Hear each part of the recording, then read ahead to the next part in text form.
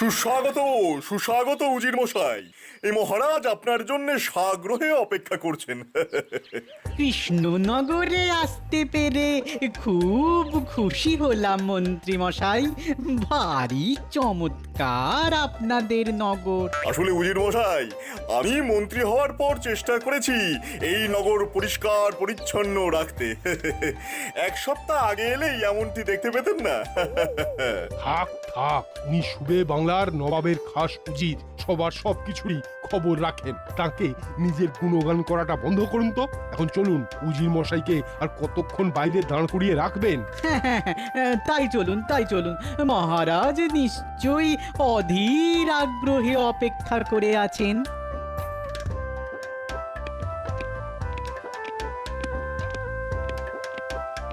কৃষ্ণনগরে আপনাকে স্বাগত উজির মশাই। নবাবকে আমার শুভেচ্ছা জানাবেন। নিশ্চয়ই নিশ্চয়ই মহারাজ। আসলে নবাব আমাকে পাঠিয়েছেন একটা বিশেষ কারণে। আপনার ওপর প্রসন্ন হয়ে নবাব বাহাদুর আপনাকে একটা উপহার পাঠিয়েছেন। নবাব বাহাদুর এই কালো গোলাপ গাছের চারা আনিয়েছেন দিল্লি থেকে, শুধুমাত্র আপনার জন্যে। এখন আপনার কাজ এই গাছে ফুল ফোটানো। ফুল ফুটলেই নবাবকে সেই ফুল পাঠিয়ে দেবেন মহারাজ, আর নবাব বাহাদুর তো খুব খুশি হবেন। সেই ব্যাপারে আপনি নিশ্চিত থাকুন উজির মশাই। এই গাছে ফুল ফোটানোর জন্য আমি বিশেষ একজন মালি নিয়োগ করব। মহারাজের এই উদ্যোগের প্রশংসা করতেই হবে। মহারাজ, এই ব্যাপারে আমার একটা আর্জি ছিল। আসলে আমার জানাশোনা একজন ভালো মালি আছে। এই গোলাপের খুব পারদর্শী। হ্যাঁ, যদি বলেন তো তাকে ডাকতে পারি। হ্যাঁ। আহ ভগবান, তুমি চুপ করবে। এটা আমাদের ঘরোয়া আলোচনা, আর উজির মশাইয়ের সময় নেই তা শোনার। এ নিয়ে পরে কথা হবে। ঠিক ঠিক ঠিক। এখন চলুন, একান্তে আপনার সঙ্গে কিছু কথা বলেননি। নবাব কিছু কথা আপনাকে জানাতে চান। তাহলে আজকের মতো সভা মুলতবি করা হলো। কাল আবার দেখা হবে।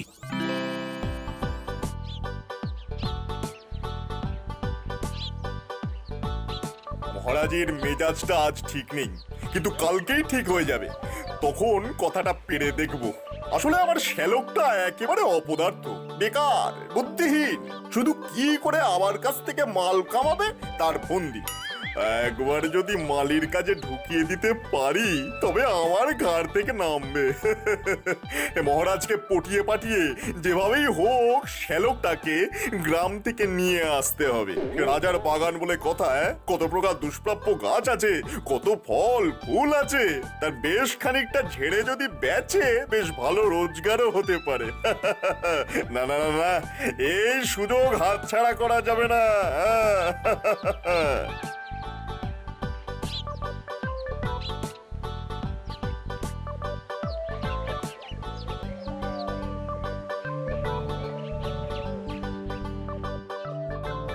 বেটা ভগবানের নিশ্চয়ই কোনো মতলব আছে, নইলে নবাবের দেওয়া গোলাপের দেখাশোনা করার জন্য কোনো মালি তার জানা আছে এমন তো কখনো শুনিনি। ও এমন একজনকে ঢোকাবে, সে আসলে একজন চোর।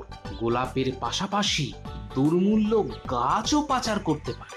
না, এর একটা বিহিত করতে হবে। আরে পুঁটির বাবাই তো আছে। ও তো সারাদিন বাগান নিয়েই আছে, ফুল ফোটাতে দারুণ ওস্তাদ। ওকেই তো রাজবাড়িতে মালি হিসেবে নিয়োগ করা যেতে পারে। দেখি মহারাজ কি বলেন। আরে তুমি যে এত ভালো বাগান করতে পারো এতদিন তা লক্ষ্যই করিনি। গোলাপ কখনো ফুটিয়েছো? কেন ফোটাবো না গোপাল দাদা? ওই দেখো আমাদের বাগানেই তো কত গোলাপ ফুটে আছে, টুকটুকে লাল, গাঢ় লাল, সাদা। তুমি বাবা রাজসভা নিয়ে এত ব্যস্ত থাকো যে নিজের বাগানের দিকেই নজর দাও না। একটা কালো গোলাপ পেলে দেখিয়ে দিতাম গোলাপ চাষ কিভাবে করতে হয়।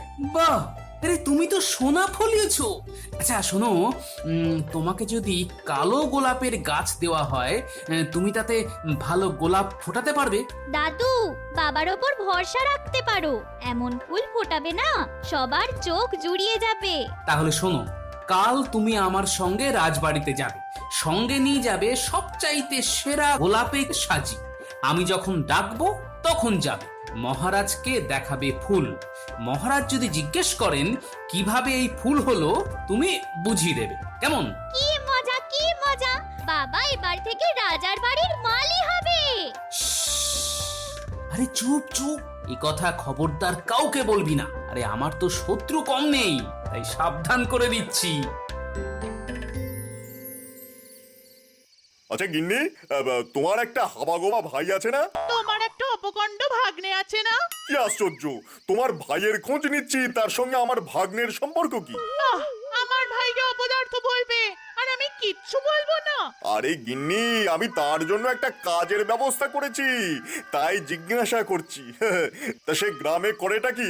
চাষবাস করে না, সারাদিন ডাঙ্গুলি খেলে আর গান্ডে পিণ্ডে ভাত গেলে, আর কি করে শুনি? আমার বাপের পয়সায় খায়, তোমার তাতে কি? না না, আমার কিছু নয়, তবে তোমার ভাই এলেই আমার বটুয়া থেকে পয়সা যেন কেউ গেড়িয়ে দেয়, তাই আমার নিশ্চয়ই কিছু একটা আসে যায় গিন্নি। তোমার ভাই বলেই কিছু বলি না, না হলে মেরে দাঁত ভেঙে দিতাম। হ্যাঁ, কে কার দাঁত ভাঙে পরে দেখা যাবে। আর শোনো, আমি বাপের বাড়ি চললাম, ফিরবো ভাইকে নিয়ে। এখন থেকে ভাই এখানেই থাকবে, এ আমি স্পষ্ট করে বলে দিচ্ছি। তবে সব কথাতেই এমন খেঁচিয়ে থাকো কেন? বলি তোমার ভাই কি চাষবাস করতে জানে? না, জানে না, ওর স্বপ্ন তোমার মতো মূর্খ মন্ত্রী হবে। আবার ফুট কাটছো। আরে যা বলছি তা মন দিয়ে শোনো, রাজবাড়িতে একজন মালি লাগবে, গোলাপ গাছে যে ফুল ফোটাতে পারে, বুঝেছো? ভাবছিলাম তোমার ভাইকে যদি সেখানে লাগিয়ে দেওয়া যায়, ভালো ভালো ফুল আর দামি দামি গাছ গেড়িয়ে দেবে, আর তুমি চুপি চুপি বেঁচে আসবে, ভালো পয়সা আসবে গো। কি মতলবটা ভালো বার করেছি না?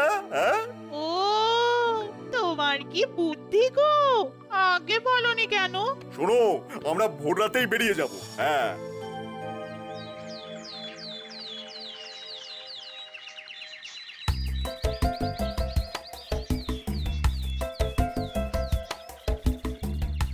ভগবান পৌঁছানোর আগেই মহারাজের কাছে পুঁটির বাবাকে মালির কাজটা পাইয়ে দিতে হবে, নইলে ওই বেটা যে কোন চোরকে ঢুকিয়ে দেবে কে জানে।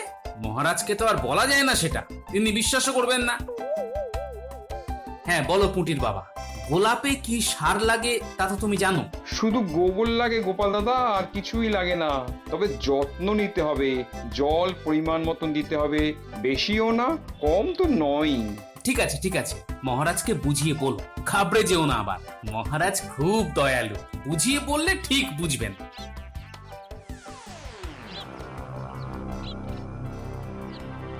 কি ব্যাপার, গোপাল গোপাল পুঁটির বাবাকে নিয়ে এত সকাল সকাল রাজবাড়িতে যাচ্ছে?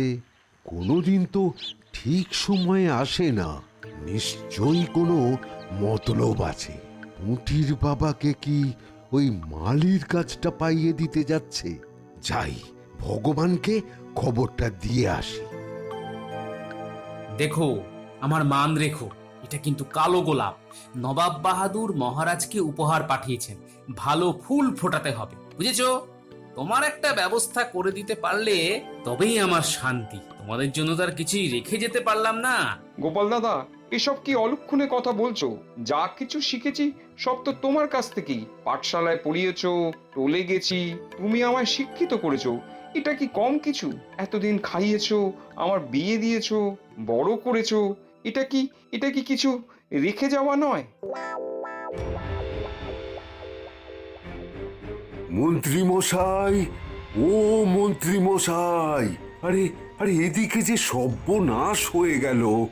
বৌমা, ও বৌমা, আরে তুমিও কি কালা হয়ে গেলে? নিশ্চয়ই মালির খোঁজে বেরিয়েছে। এদিকে গোপাল আবার ওই পুঁটির বাবাকে মালি বানিয়ে দেবে, দুজনেই রাজবাড়িতে।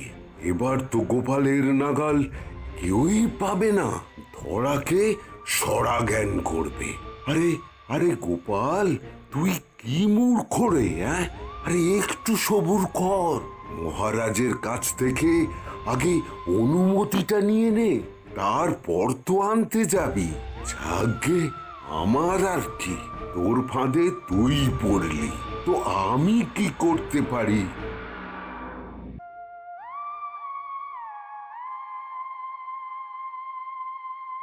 মহারাজ, আমার একটা আর্জি ছিল, যদি অনুমতি দেন তো পেশ করতে পারি। বেশ বেশ, কি তোমার আর্জি তা শোনাও। আগে নবাব বাহাদুর আপনাকে একটা দুষ্প্রাপ্য গোলাপ গাছ দিয়েছেন, সেই গাছে কালো গোলাপ ফোটাতে হবে। তা পুটির বাবা নানা রঙের গোলাপ ফুটিয়েছে নিজের বাগানে, যদি অনুমতি দেন তো তাকে ডাকতে পারি। নিশ্চয়ই নিশ্চয়ই, তাকে এখানে সত্তর নিয়ে এসো। মহারাজ, কাল কিন্তু মন্ত্রী ভগবান একজন মালির কথা বলে রেখেছিল। তার প্রার্থীকে বাদ দিয়ে গোপালের প্রার্থীকে ডাকা কি ঠিক হবে? ঠিক আছে, আমি দুজনকে পরীক্ষা করে ঠিক করব কে এই কাজের জন্য উপযুক্ত। গোপাল, তোমার লোককে ডাকো। কিন্তু ভগবান কোথায়? মনে হয় মালি খুঁজতে বেরিয়েছে, আসতে দেরি হবে।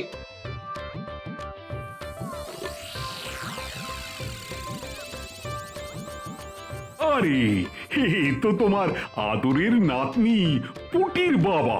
তা ও কবে থেকে গোলাপ চাষ শিখলো? নিজে নিজেই মহারাজ, বাগান করা ওর খুব শখ, বিশেষ করে গোলাপ। তা পুটির বাবা, বলছি তোমাকে একটু অপেক্ষা করতে হবে যে, মানে আমাদের মন্ত্রী মশাই যদি এক্ষুনি আসে তো ভালো, নইলে তোমার চাকরি হয়ে গেছে বলে ধরে নাও। মহারাজ, আমি কারোর চাকরির সুপারিশ করতে আসিনি, এসেছি এমন গোলাপ নবাবকে উপহার দিতে যাতে তিনি সন্তুষ্ট হন। পুটির বাবা গোলাপ ফুটিয়েই বিদায় নেবে। কে বিদায় নেবে আর কে নয় তার সিদ্ধান্ত কি তুমি নেবে না আমি?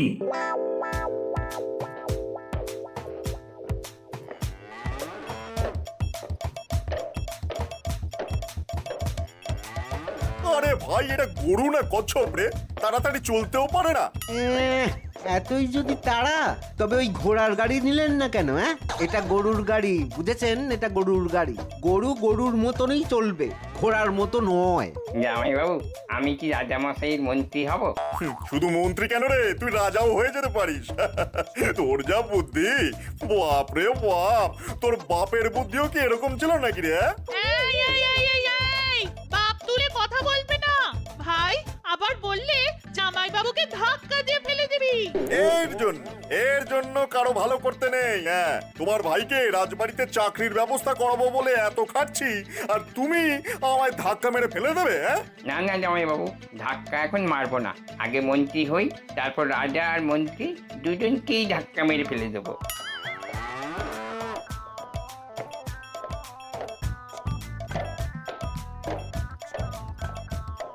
না বই তো, আর অপেক্ষা করা যাবে না। আর পুটির বাবাকেই বা আটকে রাখা কেন? আরে, ওর তো কাজকর্ম আছে নাকি?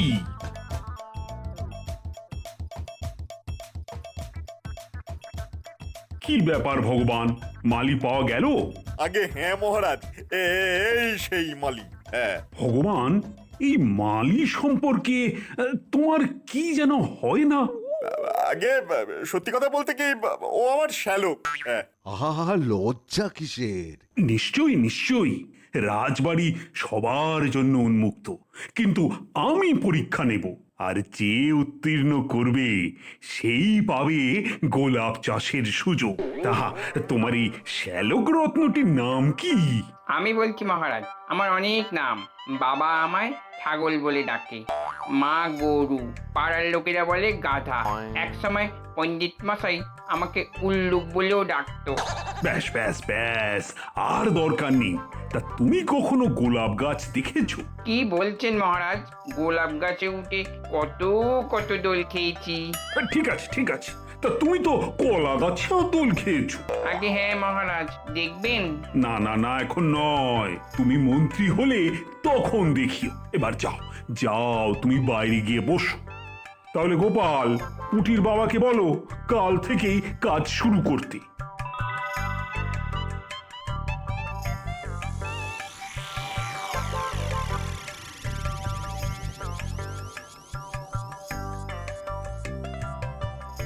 একটা শ্যালক জুটেছিল বটে আমার কপালে। তা যা বলেছেন জামাইবাবু, আজ কেমন মহারাজকে দিলুম, খুশি হয়েছেন না? আর একটু খুশি হলেই না তোকে শুলে চড়িয়ে দিতেন। তোর বাবা তোকে কোথা থেকে নিয়ে এসেছিল রে? এই আবার বাবা তুলে কথা বলছো? দিদি, আরে আমার বাপ তুলেছে, তোমার তো নয়। জামাইবাবু, আমি কবে মন্ত্রী হব? আমি মরলে? ঠিক যা ভেবেছিলাম, গোপাল গোপাল নিজের লোককে ওই রাজবাড়িতে ঢুকিয়ে দিল। ভগবান আর ওই লোক পেল না। হ্যাঁ, ওই রকম একটা অপগণ্ড শ্যালককে মালি সাজিয়ে এনেছে। হ্যাঁ, ব্যাটা তো একেবারে ওই হাবা বোবা। না না, গোপালকে আর অপদস্থ করতে কিছু একটা করতে হবে। ও বৈদ্য মশাই, বাড়ি আছেন? আমি মন্ত্রী ভগবান। ও রাজবৈদ্য মশাই। আরে আরে, এসো এসো এসো এসো, আমি তোমার কথাই ভাবছিলাম। এসো এসো। কপাল কপাল, সবই আমার কপাল। মানে এমন শালা অনেক পাপ করলে তবেই জোটে। এ যা হবার তা হয়ে গেছে। এবার এমন একটা ফন্দি বার করতে হবে গোপাল যেন মহারাজের কাছে অপদস্থ হয়। হ্যাঁ, একটা জবরদস্ত বুদ্ধি বার করতে হবে।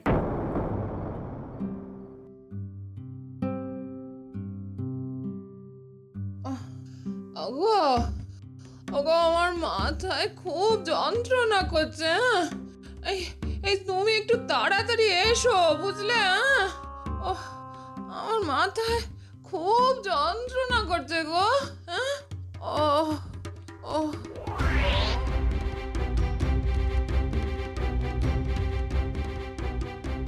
শোনো, একটা ফন্দি মাথায় এসেছে। গাছটা বড় হোক, এখন কিছু করবার দরকার নেই। কুড়ি এলে যেদিন মহারাজ তা দেখতে আসবেন সেই রাতেই বদল করে দেব। মহারাজ এসে দেখবেন গোলাপের কুড়ি নয়, আকন্দ ফুটে আছে। আচ্ছা, তাহলে এই মতলব। হ্যাঁ, ঠিক আছে, আমিও দেখে নেব, কিন্তু তার আগে অন্য কোনো বৈদ্যকে নিয়ে বাড়ি যেতে হবে। গিন্নির হঠাৎ যে কি হলো।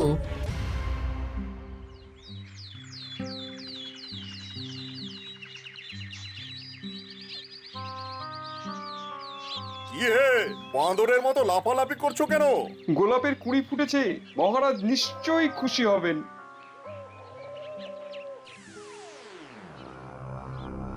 এবার এবার সময় হয়ে গেছে, তাড়াতাড়ি কাজটা করে ফেলতে হবে।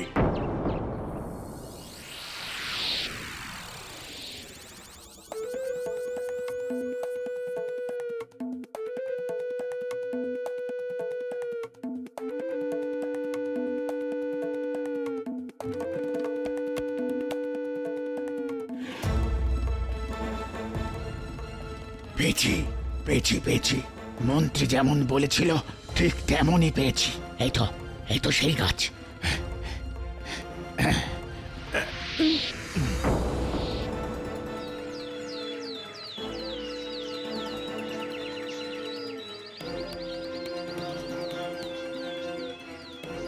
ইহে মালি, তোমার গোলাপ দেখাও।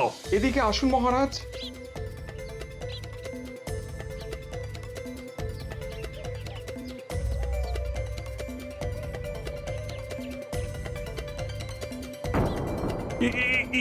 কি গোলাপ কোথায়?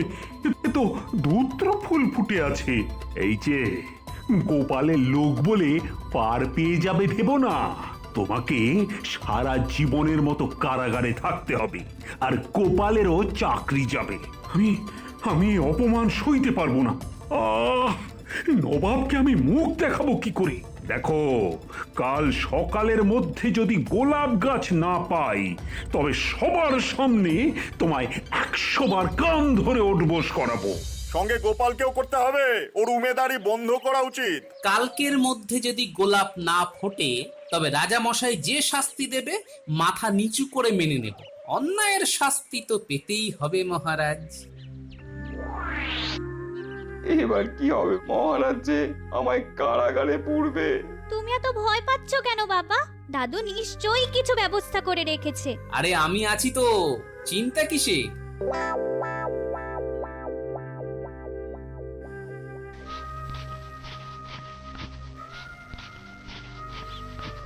গোপাল, গোলাপ কোথায়? ওই দেখুন কেমন ফুল ফুটেছে, বাকি কুড়িগুলি দেখুন ফোটার অপেক্ষায় আছে।